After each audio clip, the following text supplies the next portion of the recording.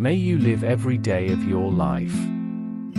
Vision is the art of seeing things invisible. When a great genius appears in the world, you may know him by this sign, that the dunces are all in confederacy against him. It is useless to attempt to reason a man out of a thing he was never reasoned into. Every man desires to live long, but no man wishes to be old.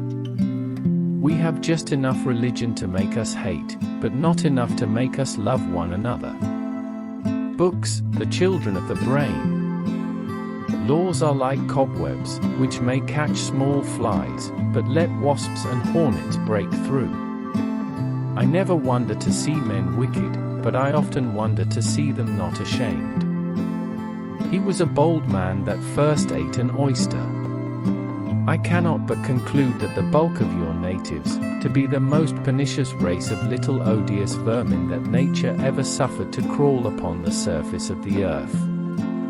Undoubtedly, philosophers are in the right when they tell us that nothing is great or little otherwise than by comparison. Fine words. I wonder where you stole them. You should never be ashamed to admit you have been wrong. It only proves you are wiser today than yesterday. Every dog must have his day. No wise man ever wished to be younger. Proper words in proper places make the true definition of style. Happiness is the perpetual possession of being well deceived.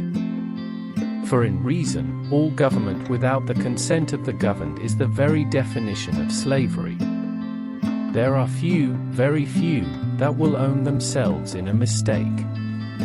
Difference in opinions has cost many millions of lives. For instance, whether flesh be bread, or bread be flesh, whether the juice of a certain berry be blood or wine. That was excellently observed, say I, when I read a passage in an author, where his opinion agrees with mine.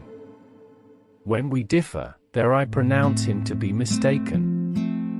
We of this age have discovered a shorter, and more prudent method to become scholars and wits, without the fatigue of reading or of thinking. If a man makes me keep my distance, the comfort is, he keeps his at the same time. The latter part of a wise person's life is occupied with curing the follies, prejudices and false opinions they contracted earlier. Some men, under the notion of weeding out prejudice, eradicate virtue, honesty, and religion. This made me reflect, how vain an attempt it is for a man to endeavor to do himself honor among those who are out of all degree of equality or comparison with him. The best doctors in the world are Dr. Diet, Dr. Quiet, and Dr. Merriman. A wife should be always a reasonable and agreeable companion, because she cannot always be young. Good manners is the art of making people comfortable. Whoever makes the fewest people uncomfortable has the best manners.